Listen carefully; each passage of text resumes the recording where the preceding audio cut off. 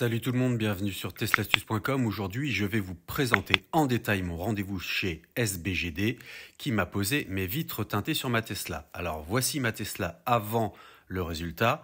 On voit notamment sur la lunette arrière que l'on voit bien à l'intérieur de l'habitacle, que l'on a une démarcation noire d'ailleurs sur les contours, ce qui est le cas aussi sur les petits triangles à l'arrière d'ailleurs, et je trouve que ça ne fait pas très beau. On verra donc justement dans cette vidéo avec Anthony, celui qui m'a posé les vitres teintées, toutes les étapes de cette pose, le prix, l'entretien, si entretien il y a, les bénéfices d'avoir des vitres teintées, la législation autour des vitres teintées, et puis voir combien de temps tout ceci est garanti. C'est parti. Alors je tiens vraiment à remercier Anthony de SBGD Caen parce qu'il a été très disponible, il a répondu à toutes mes questions sans me dire non on censure ceci ou cela, vraiment il a été totalement transparent. Et je dois avouer que dès le début, je n'imaginais pas qu'il fallait autant préparer le véhicule. Alors vous voyez, effectivement, ça commence simplement par un lavage des vitres, ce qui est tout à fait logique pour enlever tout ce qui est poussière, etc. Mais ensuite, on va appliquer un produit sur le toit de la Tesla qui va le rendre, on va dire, un peu gras, mais c'est fait exprès. C'est parce que dans un premier temps, en fait, on va poser le film par-dessus pour faire un thermoformage. Alors ça, Anthony vous en parlera mieux que moi. Mais voilà, avant de poser le filtre à l'intérieur, en fait, on va poser sur les vitres. On va chauffer, on va le découper pour que ça prenne vraiment la forme exacte avant de poser cela à l'intérieur du véhicule. Alors salut Anthony, tu as choisi de ne pas montrer ton visage pour des questions de vie privée, donc pas de souci, on respecte. Est-ce que tu peux nous présenter SBGD en quelques mots? En tant qu'entreprise, c'est ça? Ouais, tout à fait. Donc SBGD, du coup, donc on est un centre esthétique automobile qui à la base s'est développé plus sur le débosselage sans peinture et qui est venu après par la suite. Voilà, on a développé vraiment toutes sortes d'activités pour essayer de vraiment de faire le maximum pour se dire qu'on va dire que nos clients, en gros, s'il y a un souci sur le véhicule, quoi qu'il arrive, que ce soit intérieur, extérieur, voilà, on puisse intervenir sur tout ce qui est esthétique autour de l'automobile. D'accord, très bien. Donc on s'est penché après donc sur tout ce qui est lustrage,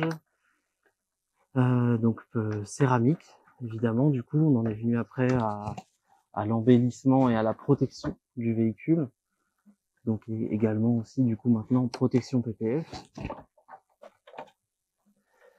On fait tout ce qui est jantes, on fait les pare-brises, voilà, on essaye vraiment, on fait carrosserie traditionnelle évidemment, donc on fait vraiment tout ce qui est esthétique autour de l'automobile. Voilà. Le but c'est de pouvoir répondre vraiment quasiment à toutes les demandes de nos clients dès qu'ils ont un souci esthétique sur le véhicule. Et SBGD, ça existe depuis combien de temps? Donc on est ouvert depuis 2016. D'accord. Voilà. Et on se développe, voilà, petit à petit, on se développe encore, voilà, on essaye de toujours trouver des procédés assez innovants qui permettent de faire des fois certaines choses, de récupérer certains défauts de véhicules. On évite toujours on va dire qu'on a un système de réparation de rayures sans peinture, par exemple, qui est unique, voilà, qui nous permet des fois de récupérer même des coups de clé, voilà, sans repeindre. Voilà, on essaye de trouver des procédés innovants pour voilà, essayer que ça coûte le moins cher possible à nos clients, voilà, d'éviter de repeindre le véhicule systématiquement. Donc voilà. Ce qu'on essaie de faire avec le débosselage, évidemment, c'est identique. Le débosselage permet de sauver pas mal de petites choses sans passer par la case carrosserie, quoi. Ouais. Alors pour les possesseurs de Tesla, ce n'est pas avec la clé de votre véhicule que vous risquez de faire un impact, mais par contre vous avez toujours les clés de votre habitation ou alors des passagers qui n'ont pas compris comment fonctionnait l'ouverture de porte. Ouais, parce que c'est vrai qu'au début ça perturbe un peu, donc l'accident est vite arrivé. C'est pour se donner un peu de place parce qu'elle est quand même très très grande cette lunette. Ça fait partie des lunettes les plus compliquées sur les véhicules du moment à faire. Et d'ailleurs, on a souvent la demande des clients qui sont un peu inquiets de savoir si on est vraiment capable de la faire ou pas. Parce qu'ils se font refuser de pas mal d'endroits, qui veulent pas les faire. Hop. C'est vraiment un petit système à eux, ça. Il n'y a que eux qui font ça. Alors dis-moi, quels sont les avantages de traiter les vitres sur un véhicule? Donc ça va être au niveau, le traitement lui repousse 70% de la chaleur et 99% des UV. Donc après c'est protection évidemment de tout ce qui est éblouissement pour les enfants. Chaleur évidemment, ça permet d'avoir dans l'habitacle une température qui est correcte constamment. Et après il y a une protection, on va dire bris de glace, qui est un retardateur d'effraction, hein. C'est pas du blindage évidemment. C'est plus un retardateur d'effraction, donc et ça évite aussi en cas de bris de glace, on va dire, d'avoir des projections à l'intérieur. Ça permet que la vitre reste debout. Donc c'est aussi une qualité, enfin une sécurité vraiment pour le véhicule. D'accord, donc Et après il y a l'aspect esthétique évidemment. bien sûr. Donc si on résume, on a l'aspect esthétique, l'anti-UV, l'anti-chaleur et le retardateur d'effraction. Voilà, exactement. D'accord. Est-ce qu'il y a une législation sur les vitres teintées en France? Donc oui, les vitres avant, conducteur et passager avant, où on a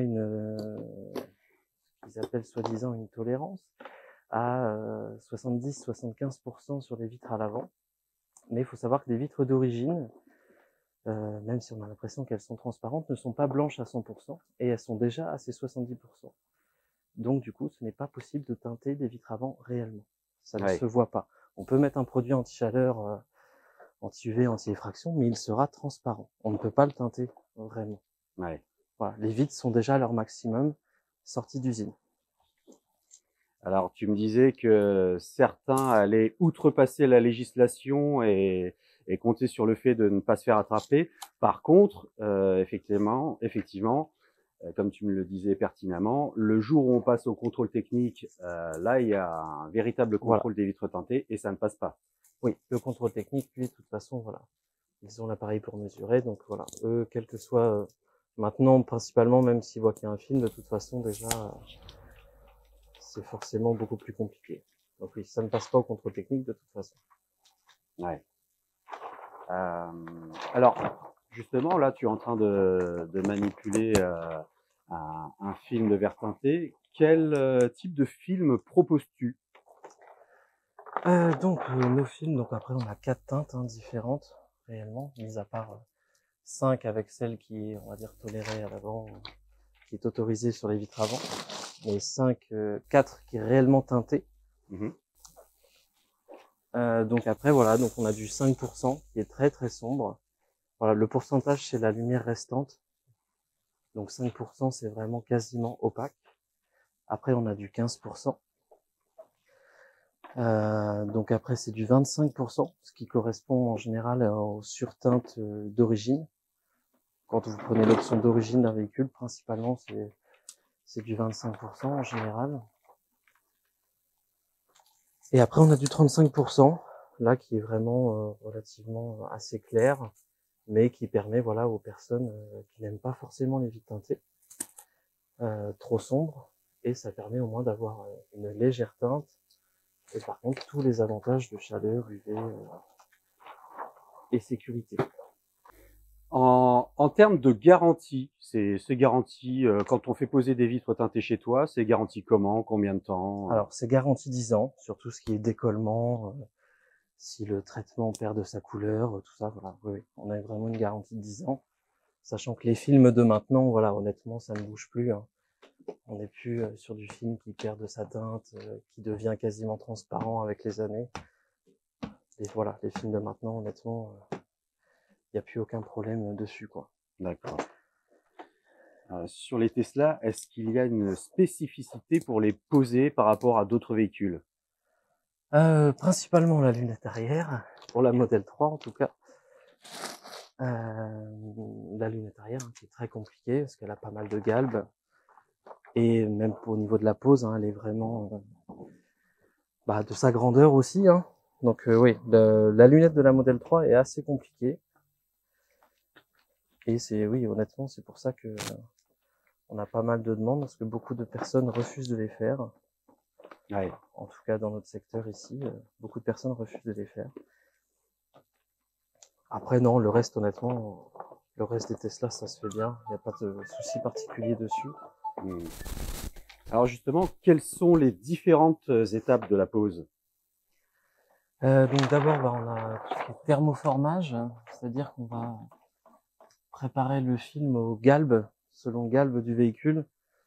Donc on va venir le chauffer après vraiment pour lui donner la forme de la vitre.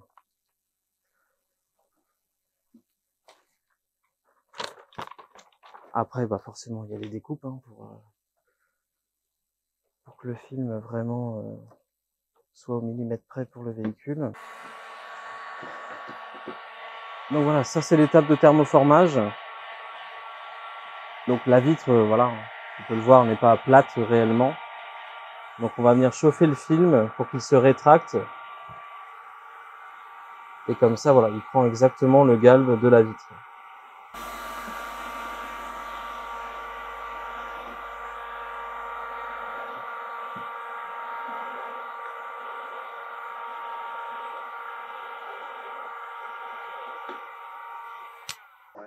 Donc oui, donc comme on fait de la pose de PPF, on a une machine de découpe qui nous permet de de découper les kits pour le film PPF, le XPEL. Et donc on a aussi la possibilité de faire les kits de découpe pour les vitres teintées. Mais voilà, honnêtement, je ne l'utilise pas parce que je trouve ça tellement rapide entre guillemets à faire à la main. Et c'est plus long de charger le film, de prédécouper. Et là, je trouve que ça s'adapte mieux au véhicule. Donc honnêtement, je garde ce principe-là encore de tout faire à la main. Ça va aussi vite. Ouais.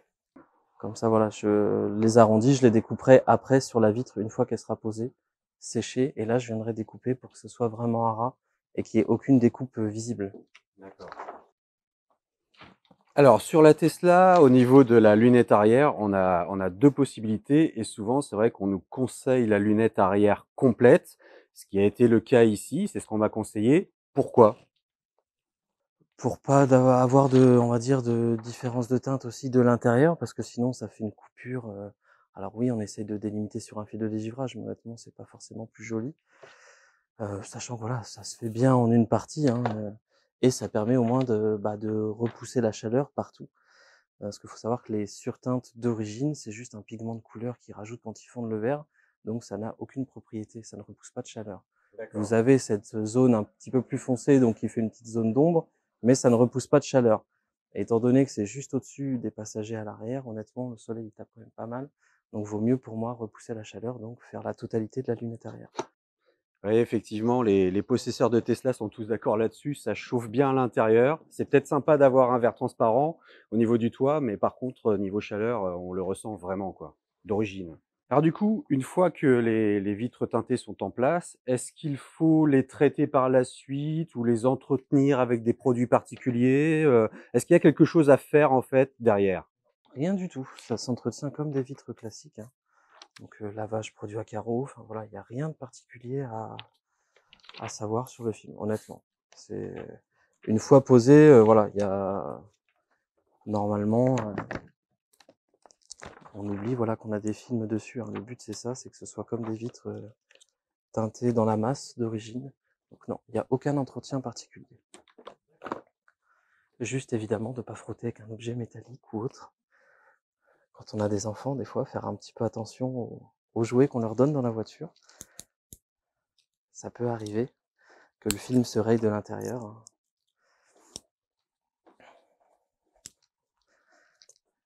Des coquillages à la plage, par exemple. Personnellement, ça m'est arrivé une fois, c'est pour ça que je le précise.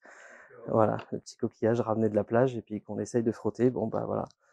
Le film est rayé, forcément, ça reste un film polyester, donc ça résiste pas à ce genre de choses. Bon, au même principe que ça aurait rayé la vitre, de toute façon.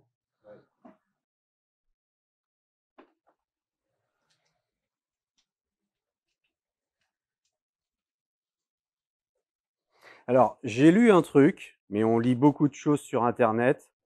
J'aime bien souvent, citer les punchlines d'Orelsan. Alors comme il dit, si c'est sur internet, c'est peut-être faux, mais c'est peut-être vrai. Est-ce qu'il y a réellement un impact potentiel sur la réception au niveau des téléphones mobiles? Au niveau de la 4G, par exemple, j'ai lu que, oui, quand on pose des vitres teintées, bah, il y a tellement, justement d'efficacité au niveau des rayons UV pour les filtrer, que ça joue aussi sur la réception des téléphones mobiles. Est-ce que c'est vrai? Alors, ça a été vrai à une époque, parce qu'on utilisait, alors il y a encore des films comme ça, hein, des films bas de gamme malheureusement sont encore comme ça. C'est qu'ils utilisaient des particules d'argent dans le film, et ces particules-là, oui, effectivement, coupaient certaines ondes. Donc oui, c'était vrai à une époque. Maintenant, non, c'est des particules de carbone ou de céramique et ça ne coupe pas les ondes. C'est fait exprès, c'est pour ça qu'on est passé sur autre chose, d'autres gammes. Mais donc maintenant, non, ça ne coupe plus rien du tout. Donc maintenant, c'est faux. Mis à part les films bas de gamme, qui peut-être, il y en a encore peut-être certains qui vendent avec des particules d'argent, des films vraiment ouais, vraiment de qualité inférieure. Mais maintenant, honnêtement, normalement, chaque pro est passé sur ces gammes-là, carbone ou céramique, et on n'a plus aucun problème. Mmh. Donc les parents, rassurez-vous, si vous voulez sur des longs trajets, compter sur, la tablette connectée pour être tranquille, en théorie, il y a pas de souci. C'est ça. Alors, idéalement, si vous pouvez laisser le véhicule la journée, c'est l'idéal parce qu'il y a des temps de séchage ou autre. Après, là, voilà, par exemple, les portières, je vais accélérer le séchage derrière. Une demi-journée, c'est faisable, voilà, selon après les demandes, mais sachant qu'on a des véhicules de courtoisie, voilà, je laisse déborder le film un tout petit peu, vraiment, à peine. Après, je vais laisser sécher et du coup, quand je viendrai, une fois qu'elle sera bien sèche, je vais venir couper ce qui dépasse. Et comme ça, au moins, il y a vraiment, on a toujours l'impression qu'elle est teintée dans la masse. On Mmh. n'a pas l'impression que c'est un film du tout. Oui, parce que c'est vrai que sur certaines poses de vitres teintées sur Tesla, on peut voir une petite démarcation en Voilà. fait, de allez 2-3 millimètres, autour des fenêtres. Bon, ça se voit généralement pas quand la portière est fermée, mais quand on l'ouvre par contre, on voit la démarcation. Voilà. Voilà. Moi, après, voilà, il n'y aura pas de démarcation. Je laisse des fois sur les vitres avant, vu qu'elles sont transparentes, des fois, je laisse le film apparent pour qu'on le voit, parce que j'ai déjà eu la remarque, est-ce que vous êtes sûr de m'avoir posé quelque chose? Parce que sinon ça ne se voit pas. Donc voilà, maintenant les vitres avant transparentes, oui, j'ai tendance à laisser un petit millimètre en haut pour au moins prouver qu'il y a bien un film dessus. Et parce que comme on le disait tout à l'heure, déjà les vitres teintées à l'avant, elles le sont, on va dire naturellement. Je crois chez Tesla, il y a du 27%, c'est ça? Euh, On est à 24 ou 27, je crois. 24 ou 27, oui, oui, ça peut être ça, oui. Oui, oui. Et Ce qui donc, comme c'est correspondrait 30 maximum, voilà, bah, c'est vrai que si on pose un filtre à l'avant et qu'on veut rester dans la législation, on c'est a ça. presque l'impression que rien n'a été fait, quoi. Ah bah oui, clairement, visuellement, ça ne se voit pas. À l'œil nu, honnêtement, on peut pas le voir. C'est tellement infime.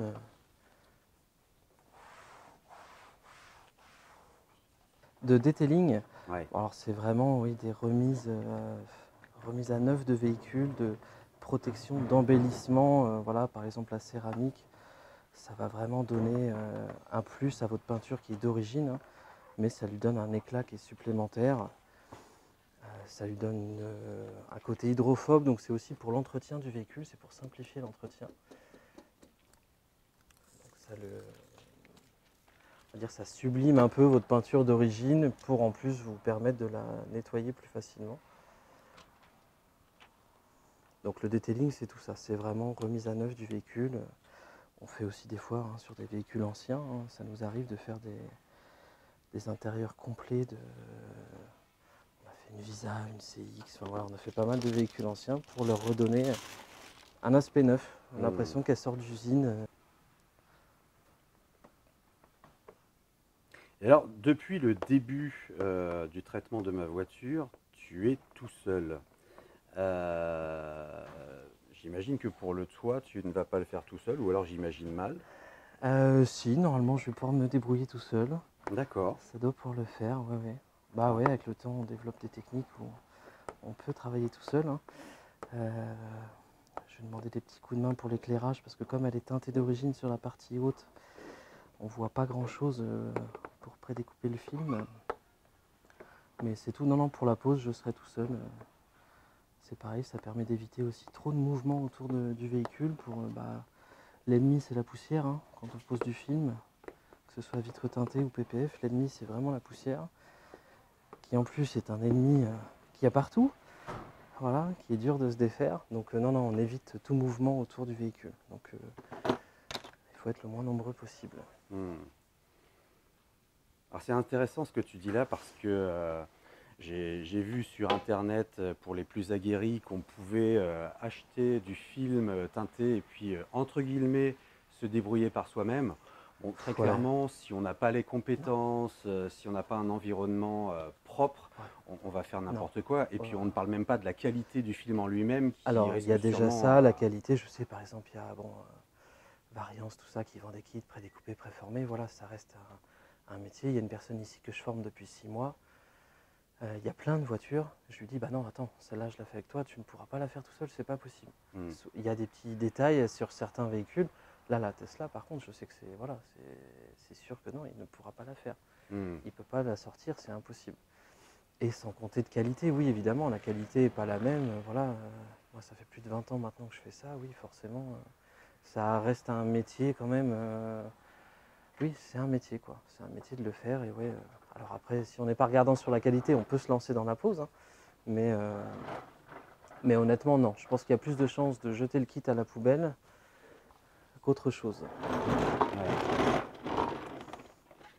C'est vrai que généralement, c'est pas quand on découvre quelque chose qui a une certaine technique, c'est pas du premier coup qu'on y arrive.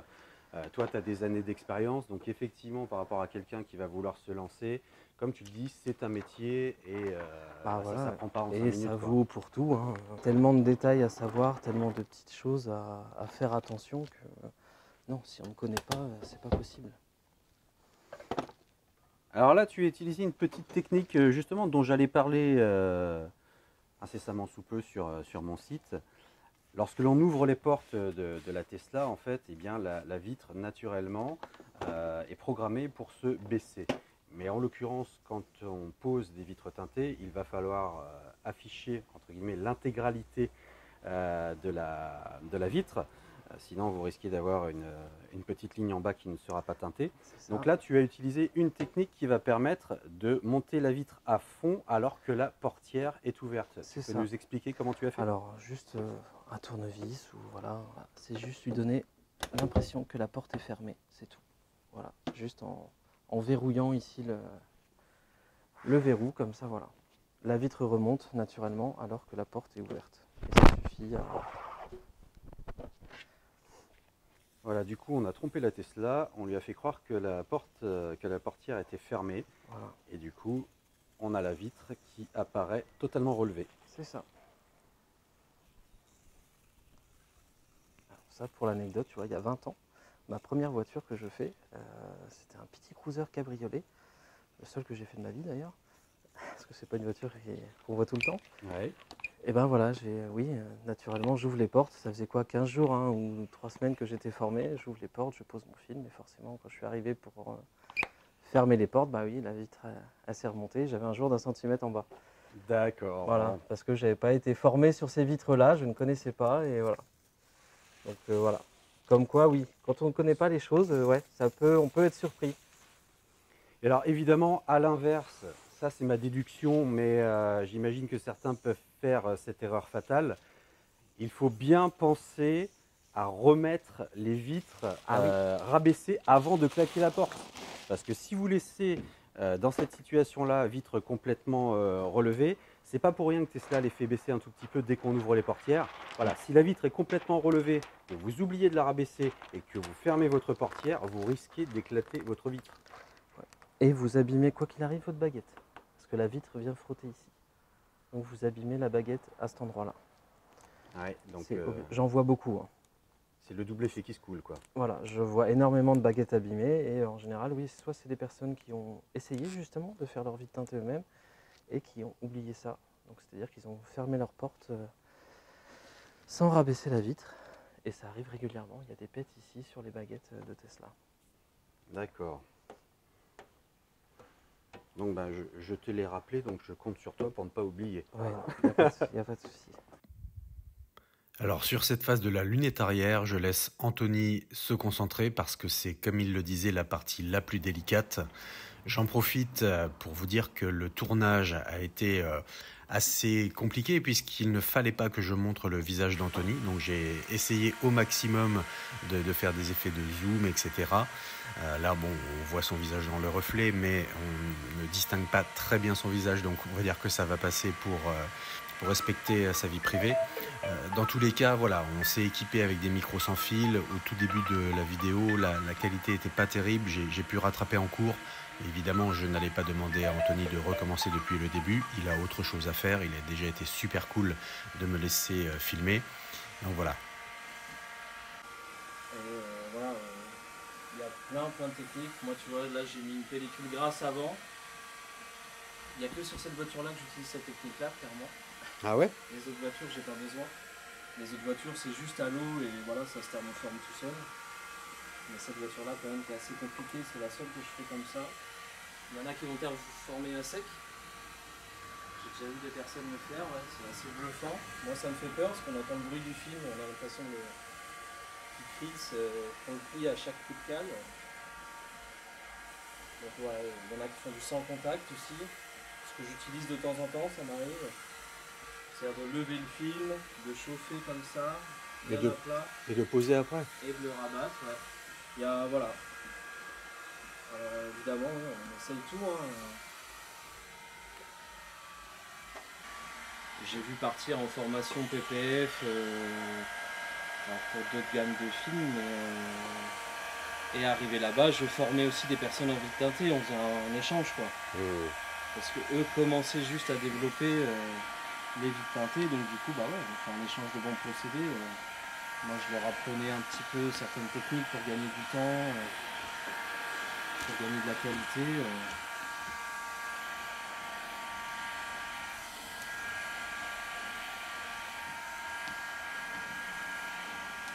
Du travail pour tout le monde, ça sert à rien de se battre à cacher ses secrets.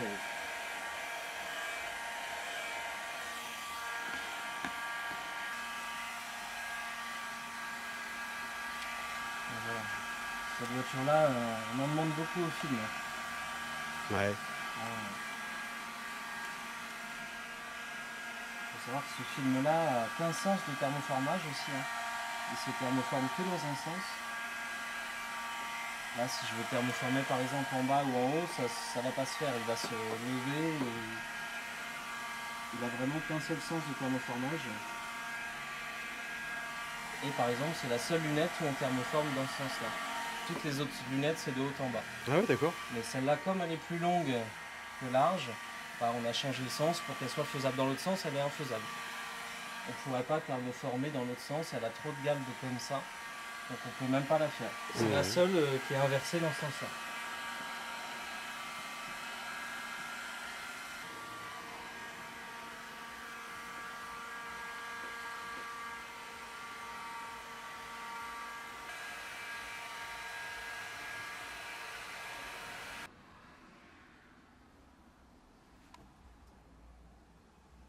De défaut, c'est la lumière du jour, honnêtement, la lumière naturelle.